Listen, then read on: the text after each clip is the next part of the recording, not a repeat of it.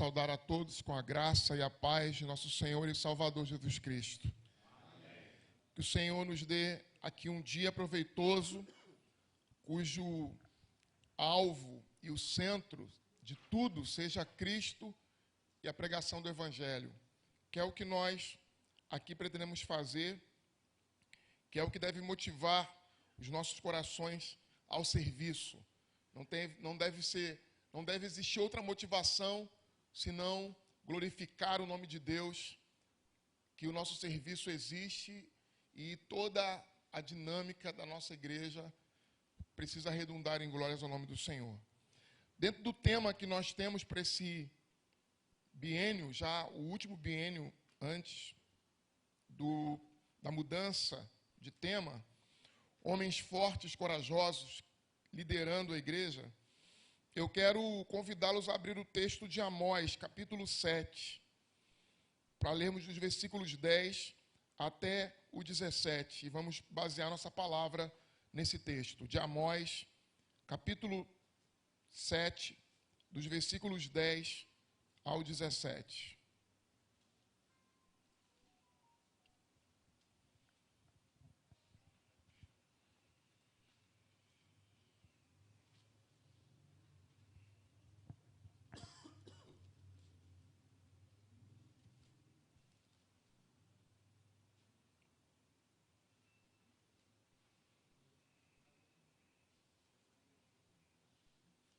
Livro do profeta Amós, capítulo 7, dos versículos 10 ao 17. Eu os convido a se colocarem de pé. Nós vamos ler de forma alternada esse texto. Antes falemos com o Senhor. Deus, em nome de Jesus.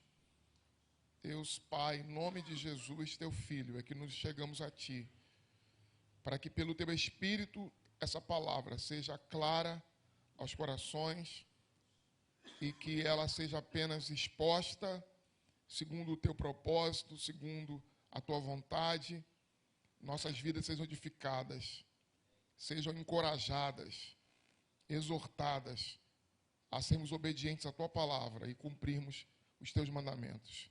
Faz assim, ó Deus, conosco, é o que Te pedimos em nome de Jesus. Amém. Leamos então. Então Amazias, sacerdote de Betel, mandou dizer a Jeroboão, rei de Israel: Amós tem conspirado contra ti no meio da casa de Israel. A terra não pode sofrer todas as suas palavras. Porque assim diz Amós: Jeroboão morrerá à espada, e Israel certamente será levado para fora da sua terra em cativeiro. Então Amazias disse a Amós: Vai-te, ó vidente, foge para a terra de Judá, e ali come teu pão, e ali profetiza.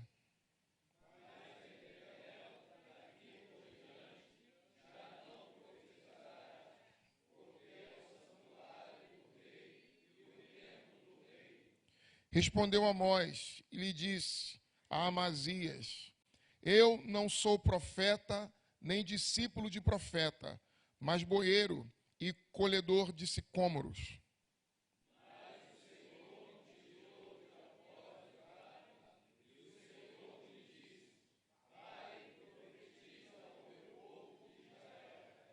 Ora, pois ouve a palavra do Senhor. Tu dizes: Não profetizarás contra Israel, nem falarás contra a casa de Isaque.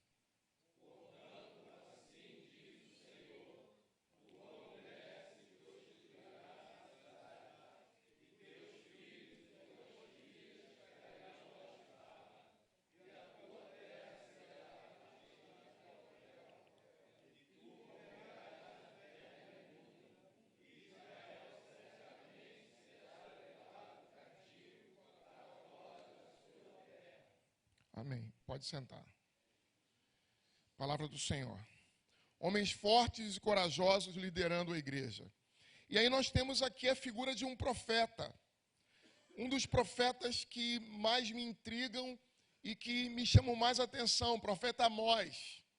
O profeta Amós é um dos grandes profetas do Antigo Testamento. Apesar de nós normalmente designarmos entre os profetas menores, nada Amós tem de menor em relação à tradição profética de israelita.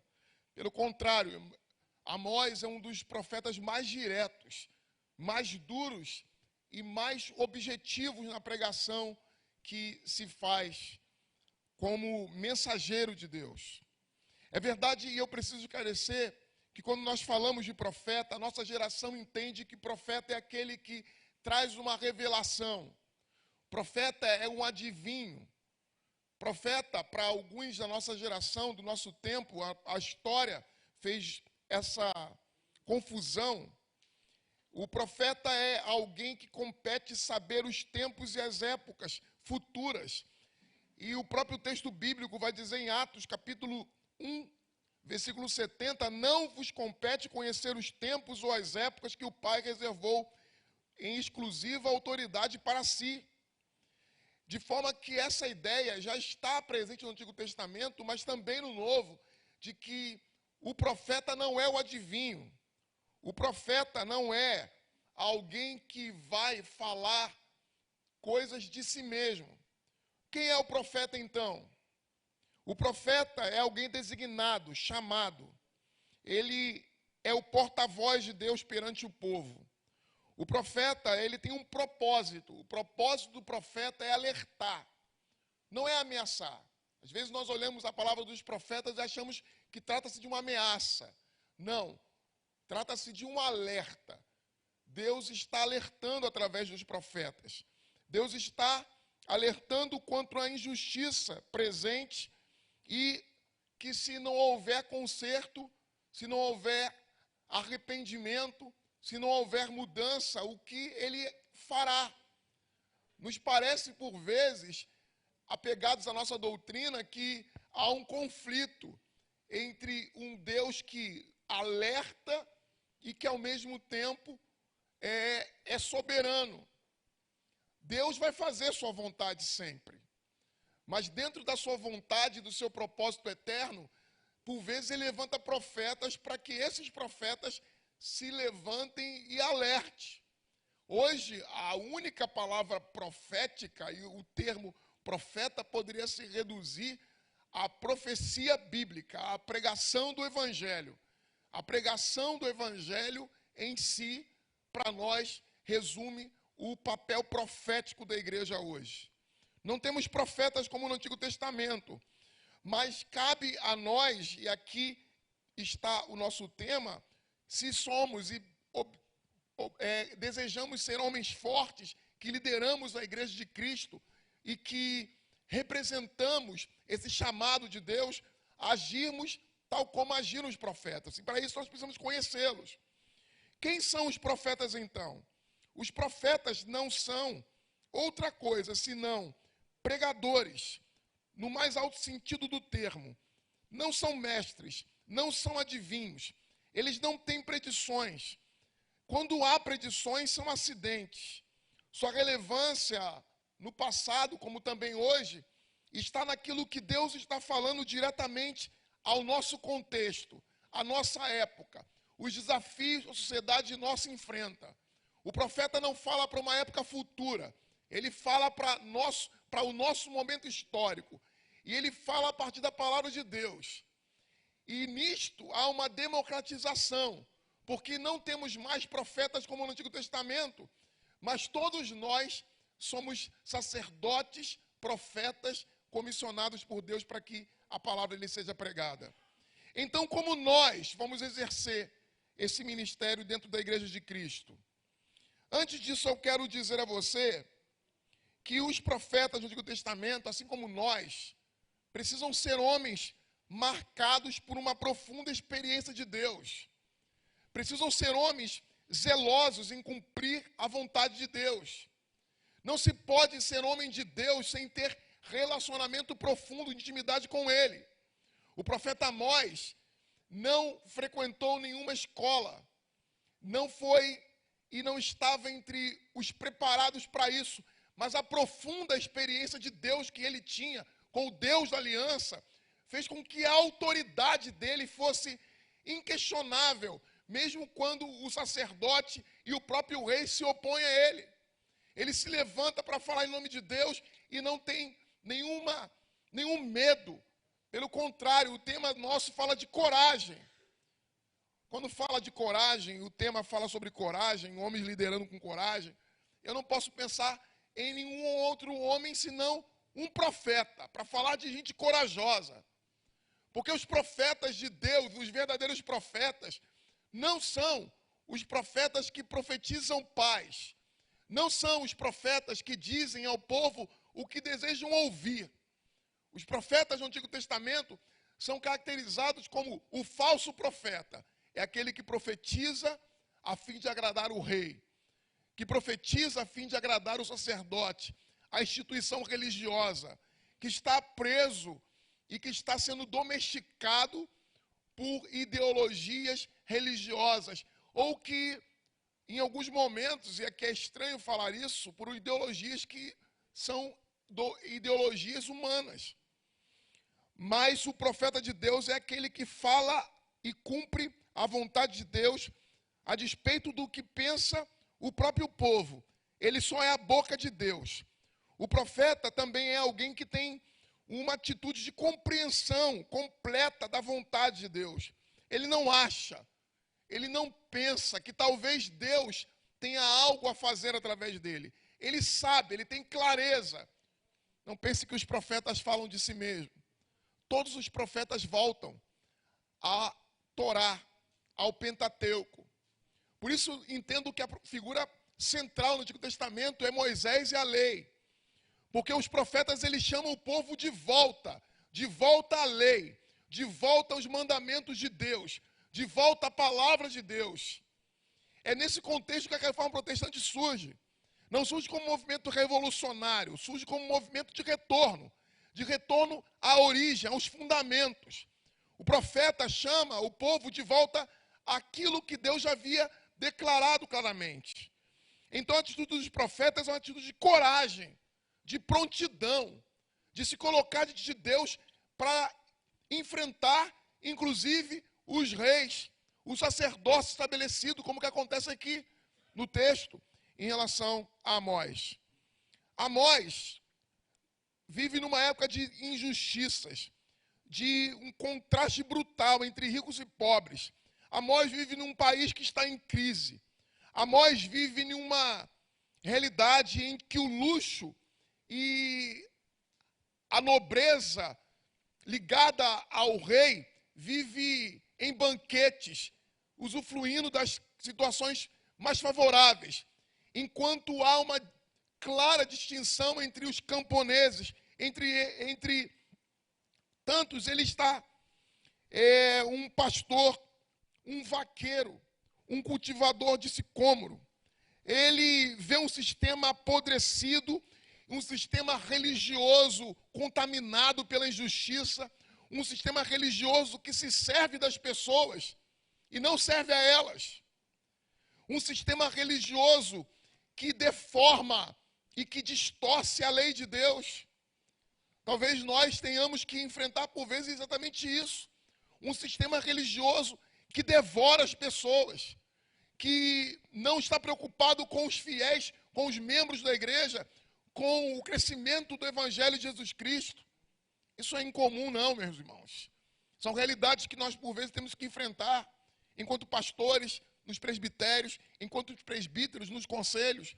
Então Amós olha toda a situação em que há um poder estabelecido, mas que está na contramão da lei de Deus.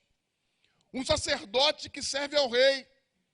Um rei, que é Jeroboão I, que se distanciou completamente da linhagem davídica e que fez questão de estabelecer outros santuários fora de Jerusalém, desobedecendo a lei de Deus, fazendo o que era mal aos olhos do Senhor, claramente numa oposição à vontade de Deus, ao propósito de Deus que havia sido centralizar a adoração no templo de Jerusalém, para que não houvesse uma promiscuidade religiosa, para que não houvesse um afastamento da lei de Deus, para que não se levantasse altos, para que não se levantasse ídolos, de que houve a centralização do culto em Jerusalém, nesse período. E Jeroboão, primeiro, ele vai contrário a tudo isso.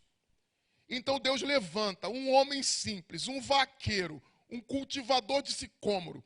E aí eu começo dizendo exatamente isso, porque muitos de nós, quando falamos em profetas e profecias, imaginamos alguém completamente excepcional, fora da curva. Mas Amós é um homem simples. E eu quero ver com vocês aqui, rapidamente, os aspectos negativos e positivos da profecia de Amós. E fazermos uma correlação conosco, homens fortes, corajosos, chamados para liderar a igreja. Quais são os pontos negativos que Amós tem que lidar, que nós também, como homens que servem a Deus e que servem a igreja, vamos por vezes ter que lidar também?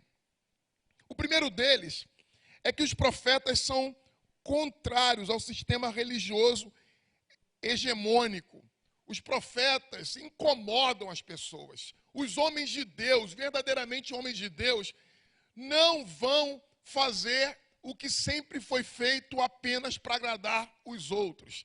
Veja comigo no versículo 10, que então Amazias, sacerdote de Betel, mandou dizer a Jeroboão, o rei de Israel: Amós tem conspirado contra ti.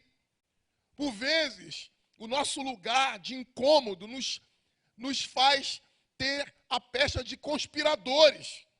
Estão contra o presbitério, estão contra os pastores, estão contra a liderança da confederação, estão numa posição que desentoa do que a maioria está fazendo. Mas coragem exige de nós nos colocarmos numa posição em que a nossa preocupação não é com o nosso status quo, não é em ser validados, em sermos validados pela maioria, mas agimos de acordo coerente com a palavra de Deus, com aquilo que Deus quer para a sua igreja. Ou seja, temos posições firmes enquanto a palavra, não quanto a tradições e costumes particulares. Porque o profeta de Deus não defende costumes particulares, o que eu gosto na igreja, o que eu quero na igreja, o que eu desejo para a igreja, o que faz bem ao meu coração na igreja. Não, nós precisamos pensar que o próprio Cristo veio nos dizer claramente que a função e o sentido da igreja é fazer discípulos. Fazendo discípulos, nós ensinamos aos discípulos, nós batizamos os discípulos, mas a preocupação do próprio Cristo é fazermos discípulos. Então, profetas de Deus não vivem e não agem para termos uma igrejinha nossa, de acordo com a nossa vontade e o nosso propósito, mas sim que a vontade de Deus se estabeleça entre nós. Que o evangelho seja pregado de forma profunda, verdadeira, genuína, que os rios de água viva que o próprio evangelho produz, seja produzido entre nós, para que hajam conversões, para que hajam mudanças, para que as famílias sejam transformadas, porque nós não precisamos e não devemos nos acomodar com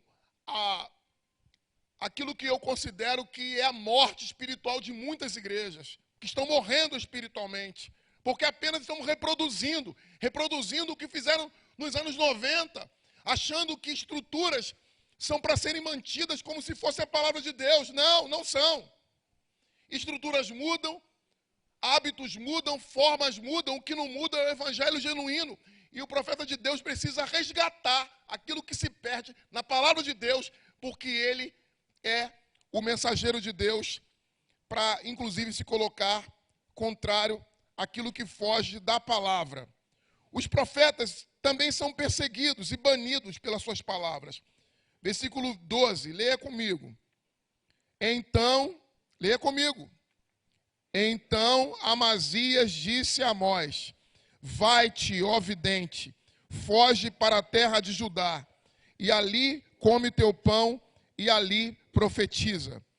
Então os profetas são perseguidos, são banidos. O que Amazias está dizendo, como se ele tivesse autoridade para isso, mas ele representa o rei, ele é sacerdote de Betel, ele diz: olha, vai, seu profeta mentiroso, porque ó vidente, o termo vidente já significa isso.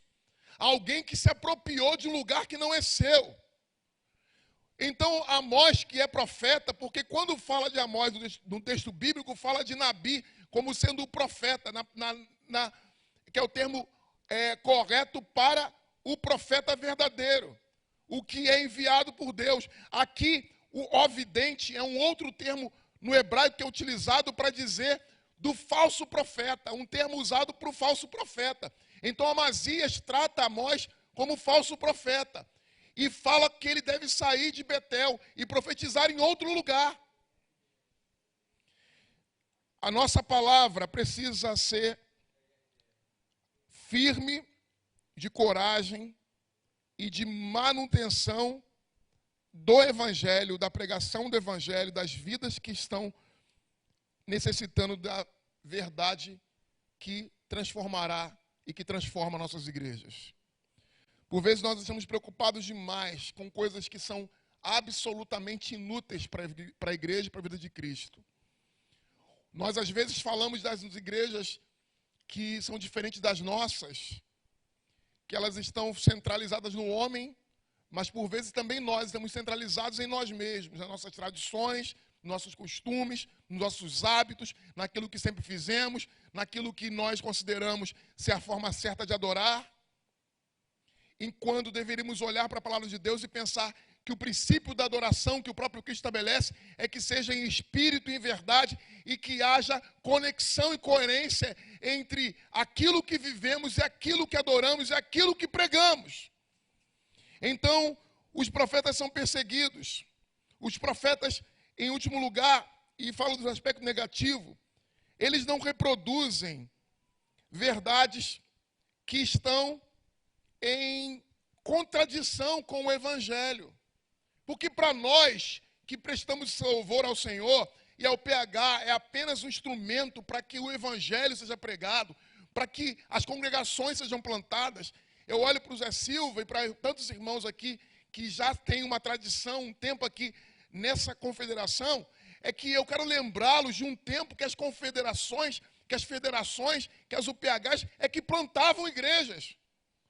Eram as congregações plantadas pela UPH, por homens que estavam dispostos a 3 horas da tarde começar um trabalho evangelístico e plantarmos congregações e igrejas. E hoje, congregações e igrejas que têm 20, 30 anos foram plantadas por esse trabalho. E a verdade é, senhor presidente, que nós perdemos e muito nisso.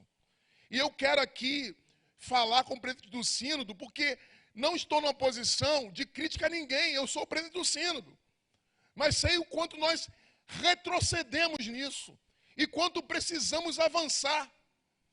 Não estou fazendo uma acusação com a federação, no qual eu sou o secretário sinodal e presidente, mas estou fazendo aqui um alerta da palavra de Deus para que nós possamos voltar, talvez mudando os métodos, talvez não seja 3 horas da tarde, mas talvez precisamos mudar a forma que fazemos, mas resgatarmos esse pioneirismo nosso na evangelização, na pregação do Evangelho.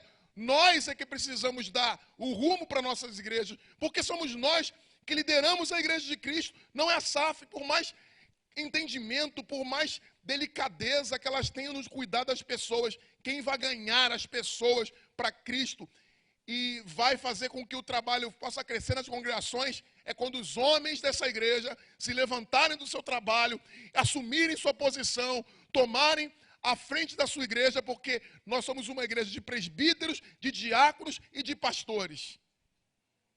A nossa igreja não é uma igreja de diaconisas, de presbíteras e de pastoras. Quando falo isso, não tem nenhum problema com as mulheres. Por mim, elas teriam mais posição na igreja. Mas jamais teriam uma posição de liderança plena, como nós temos, porque nós entendemos pelo Evangelho que nos foi dado a nós. Agora, nós precisamos agir de acordo com aquilo que o profeta tem coragem de fazer. Ele é banido, ele é perseguido, mas ele vai se colocar numa posição de ser instrumento de Deus. Quando Jesus, que é o grande profeta, o profeta dos últimos dias, tem que lidar com os fariseus, com os escribas, tem que lidar com todos que se opõem a ele, e normalmente são os religiosos que se opõem a Jesus, Jesus não tem nenhum problema em contradizer a toda uma tradição, a fim de que o Evangelho, a sua palavra, seja resgatada, que princípios sejam estabelecidos da compaixão, da misericórdia, do favor pelos fracos, do órfão, da viúva, do estrangeiro. Como hoje temos visto uma igreja contaminada por uma ideologia que não tem nenhum sentido para nós. Nós não precisamos de ideologia de esquerda e nem de direita para regermos o nosso trabalho e para sermos homens que servem a Deus, porque toda ideologia está marcada pelo ateísmo e pelo existencialismo que é contrário à nossa fé. Nós só temos o Evangelho, é apenas o Evangelho que pregamos. O Evangelho é suficiente para resgatar o pobre, para fazer justiça social, para mudar o mundo, para transformar a cidade, para fazer com que as pessoas enxerguem o estrangeiro como tem sido tratado por tantos países como sendo um peso, um incômodo. Jesus diz que o estrangeiro, a mulher, o órfão, a viúva, devem ser honrados. E isso é contra completamente a noção de evangelho que nós temos vivido num país que está contaminado pela política, onde as pessoas têm muito mais coragem e muito mais disposição para defender o seu político do que para falar de Jesus Cristo. Isso é triste para nós. Vermos a igreja mergulhada num fanatismo religioso, porque se torna-se uma religião, a política se torna uma religião. O apego a qualquer ideologia, seja ela qual for. Quando falo isso, não estou preso a ideologia nenhuma, estou preso e cativo ao Evangelho de Jesus Cristo, aos 66 livros que estão nessa Bíblia, porque é essa Bíblia que vai sustentar a minha pregação e a sua pregação, se somos homens de Deus, porque o próprio Jesus, quando fala a Satanás, na tentação que ele é submetido, ele diz a Satanás: porém está escrito. O profeta de Deus, quando lidar com as grandes questões desse mundo, ele diz: porém está escrito isto. Porque é de acordo com a palavra de Deus que nós agimos. Mas há algumas posições também que são positivas. O profeta não está apenas ali para trazer e para se opor. Quais são os aspectos positivos de Amós, de Jesus Cristo e nosso? E o primeiro está lá no versículo 15. Eu começo de trás para frente. O profeta diz: o Senhor me disse. Primeira coisa que eu quero dizer de positivo é que o chamado de Deus significa, antes de tudo, ouvi-lo. O profeta de Deus ouve. O profeta de Deus não age no impulso. Ele não serve a interesses pessoais. Ele não está posto para fazer a sua vontade. Ele apenas ouve. O Senhor me disse. Veja comigo, se está claro para você, mas o Senhor me tirou de após o gado, e o Senhor me disse: vai e profetiza ao meu povo de Israel. O Senhor já disse a vocês, o Senhor já disse a nós, quando no Pentecoste ele disse aos seus discípulos, que era a representação da igreja de Cristo, ele diz: esperai em Jerusalém, até que do alto seja revestido de poder. Até que do alto seja revestido de poder. E diz para nós, e diz para aquela igreja que está nascendo, que o nosso trabalho era que deveríamos ir Jerusalém, Judeia e até os confins da terra, e que ele estaria conosco nesse trabalho. Qual é o nosso trabalho, irmãos? Qual é o nosso trabalho? Nosso trabalho não é multiplicar o PHs. Nosso trabalho é fazer discípulos de Jesus. Fazendo discípulos de Jesus, nós temos homens da igreja e vamos multiplicar o PH. Mas o propósito é fazer discípulos de Jesus. Fazendo discípulos de Jesus, a igreja tendo homens fiéis, homens que servem a Deus, ouvindo o chamado de Deus e cumprindo essa posição, nós vamos ter homens na igreja e esses homens vão pertencer à igreja de Cristo. Não é o inverso, porque quando se torna a prioridade, se torna a OPH, a federação, o cargo da nacional, o trabalho que nós vamos realizar, o congresso que a gente vai, estamos inventando a ordem. A ordem é ganhar discípulos. Ganhando discípulos, nós vamos, sim, ter uma OPH forte, uma igreja dinâmica, e nós vamos ter uma federação comprometida e vamos ter a confederação da mesma forma, e também é nacional, e é isso que nós fazemos. Nós ouvimos a voz de Deus. A autoridade suprema do povo não era o próprio Deus. Ao profeta, a nós, homens, líderes, corajosos, cabe-nos decidir ouvir ou não, e sermos porta-voz. O porta-voz é aquele responsável pela transmissão da mensagem. Ele não é o dono da mensagem. A mensagem não é do profeta. Nós não temos uma mensagem. Eu não tenho uma mensagem. A mensagem não é minha. A mensagem é do Evangelho. Eu tenho que transmitir o que está no Evangelho. É por isso que é uma tradição muito importante para nós, que é de pregarmos expositivamente, porque nós não temos que acrescentar nada ao texto bíblico. A gente só tem que expor o texto bíblico, explicar o texto bíblico. O texto bíblico fala por si mesmo. Nós cremos que a iluminação é do texto da palavra, não atrapalha o texto, só expõe o texto. Só isso que nós fazemos. Aí nós queremos expor o texto. E o texto diz que o Senhor me diz, vai-te e prega, e vai, e eu te chamo para profetizar esse povo. Deus chamou Jesus, e Jesus diz, vai vocês pregar e anunciar a esse povo. É o nosso trabalho, meus irmãos. Nosso trabalho como pastores é liderar a igreja junto com os presbíteros sendo amigos, companheiros no ministério pastoral. Os diáconos servindo às mesas, e não há nenhum problema nisso, porque não trata-se de hierarquia, trata-se de vocação. Vocação não é hierarquia. Nós não estamos na Assembleia de Deus que o indivíduo é ajudante na obra, depois ele é obreiro, depois de obreiro diácono, depois presbítero, depois se torna pastor. Não, é vocação. Eu nunca fui diácono, nunca fui presbítero, só fui ordenado pastor. Porque essa é a minha vocação. Seja qual for a sua vocação, sirva a Deus na sua vocação. Nós temos um diácono na nossa igreja, o irmão Lucíndio. Toda vez que tem eleição para presbítero, eu falo, irmão Lucíndio, o senhor não concorre, não. Falo para ele, irmão Lucíndio, o senhor não concorre para presbítero, não. Porque o senhor vai ganhar para presbítero, mas o senhor vai ser um péssimo presbítero. Mas o senhor é o melhor diácono que eu posso ter aqui. Junto com o Alexandre, claro. Que chegou o Alexandre também. É o lugar dele. É a vocação. Deus te chamou. Deus te deu uma ordem clara. Meu irmão, sirva onde você está servindo. Sirva onde... Eu queria ter vocação. Eu queria ter o chamado de ser presbítero. Eu queria ser presbítero. Eu sempre quis ser presbítero, viu, Zé Silva? Mas o meu chamado é para ser pastor. Ser presbítero é tão mais confortável, né, reverendo André? Né, Fábio? Ser presbítero é muito mais confortável. Pelo menos para mim me parece que sou pastor. Não é não, presbíteros?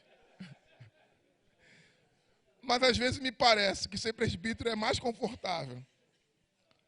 Samuel é enviado para ser o instrumento de Deus para escolher Saul.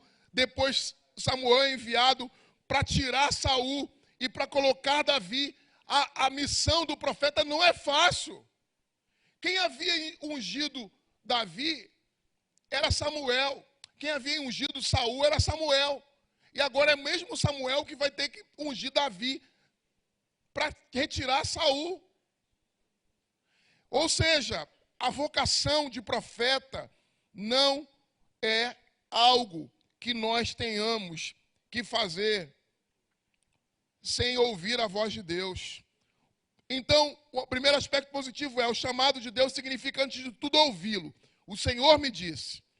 O segundo, chamado, porque você precisa ouvir, e o segundo o chamado de Deus significa obedecer sem questionar.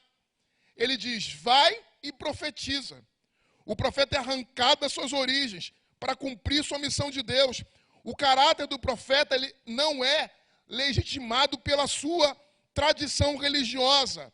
Veja comigo, no texto diz que Amós diz, olha, não é a tradição religiosa que ele pertence que legitima o trabalho dele. Amós diz, eu não sou profeta, eu não pertenço a essa tradição, não sou da família de pastores, não tenho presbíteros na minha família, não sou de família importante. Ele diz, eu não sou profeta. O caráter do profeta, do homem de Deus, do líder corajoso, não é legitimado pela tradição religiosa. Não pertenço à escola de profetas. O caráter profético não é legitimado pela tradição familiar. Nem sou filho de profeta. Não pertenço ao grupo de profetas. Não estudei na escola de profetas. Não sou filho de profeta, diz Amós. Não sou filho de pastor. Não sou filho de presbíteros. Mas Deus te chamou, meu irmão. Se Ele te chamou, a autoridade de construir e de fazer isso é o próprio Deus que vai te dar. Eu gosto quando Deus fala para Ezequiel, levanta-te e vai e fala a este povo.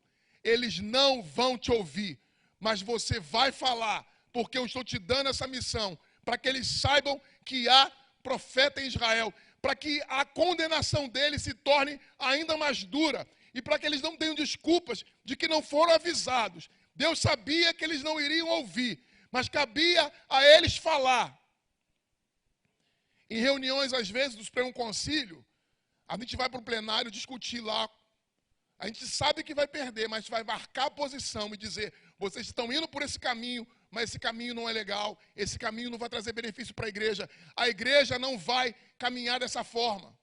Foi assim quando nós nos colocamos o Rio de Janeiro inteiro contra o fato de que queriam proibir as mulheres de falar na igreja. Nós nos posicionamos, porque coragem não é falar algo quando a maioria já está favorável.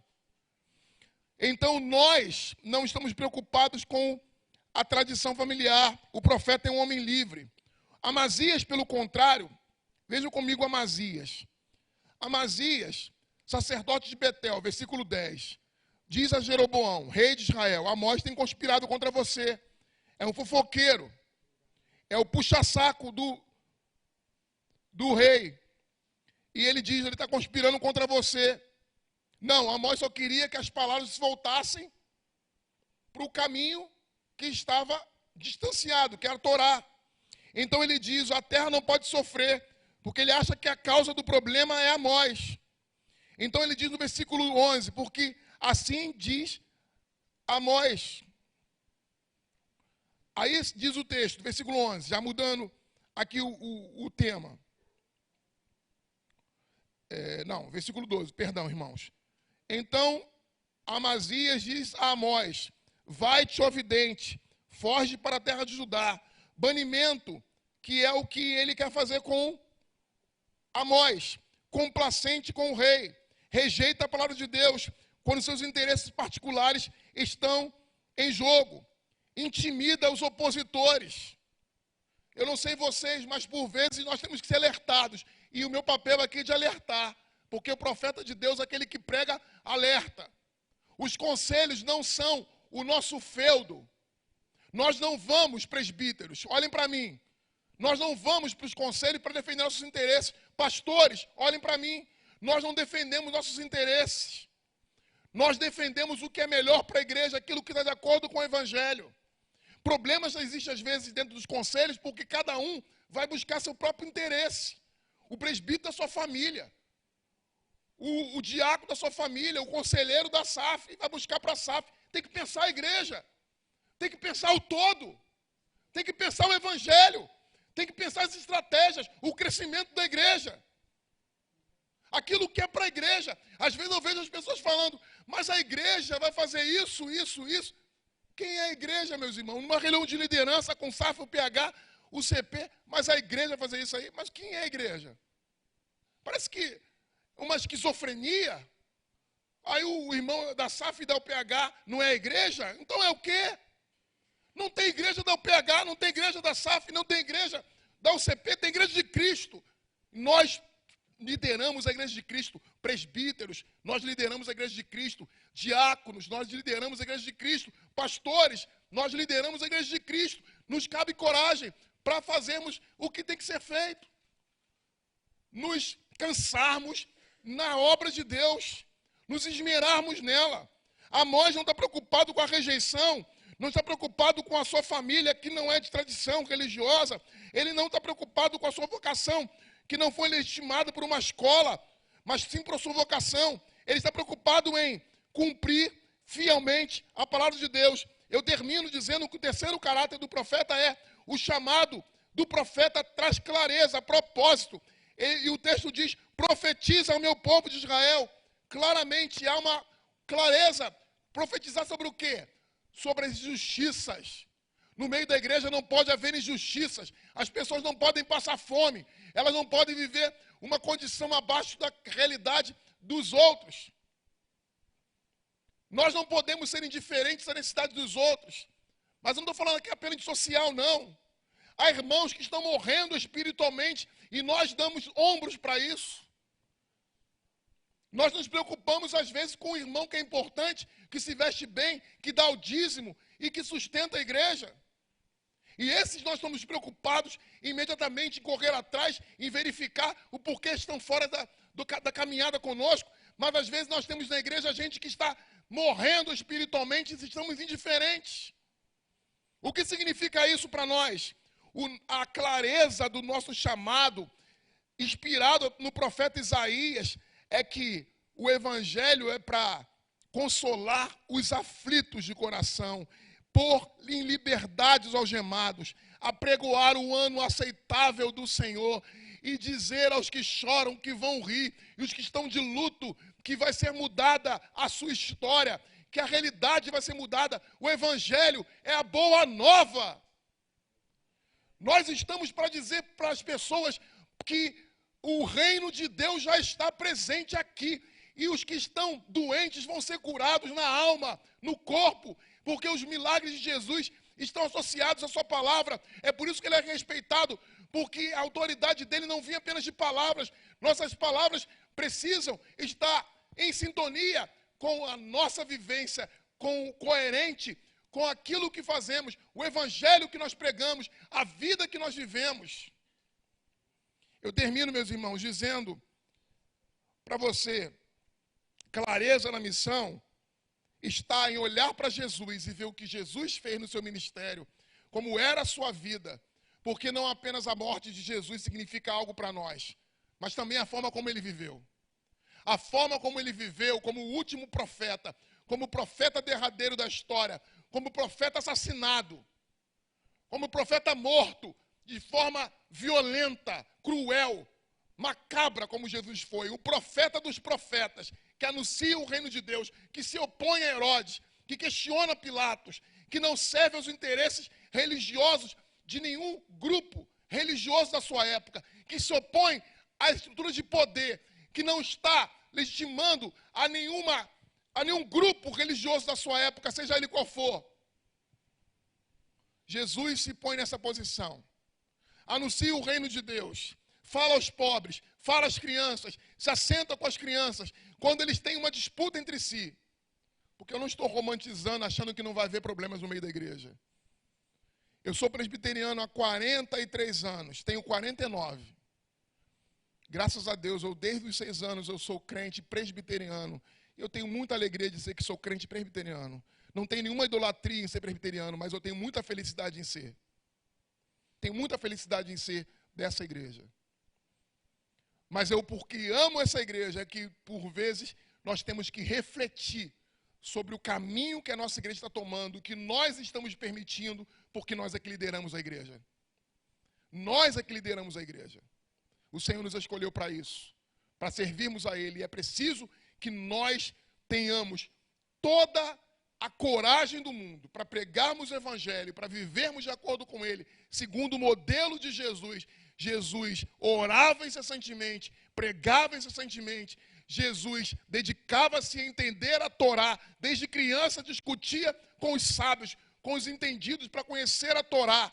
O Jesus a quem nós servimos não é apenas o modelo na sua morte, ele também é uma referência clara na sua vida, na forma como viveu, na forma como olhou para as pessoas, na compaixão que tinha pelos miseráveis, na forma como tratava os religiosos, como resolvia os problemas, como tratava os maus, como lidava com os políticos. Jesus é nosso maior exemplo claro de como devemos viver e sermos profetas e líderes, homens fortes e corajosos que servem a igreja. Que Deus nos ajude e nos abençoe. Senhor, obrigado pela essa manhã, podemos falar da Tua palavra. Nós queremos, ó Deus, que o Teu povo seja despertado, como também temos sido por essa palavra despertado, para que sejamos profetas, cuja boca esteja cheia da Tua palavra, obedientes à Tua vontade, submissos a tudo quanto o Senhor tem para a sua igreja, nesse tempo, nesse espaço, nessa época, que o Senhor fortaleça as UPHs, as federações e a confederação sinodal, e que o Teu nome seja honrado através das nossas vidas e do nosso serviço. Em nome de Jesus é que oramos. Amém.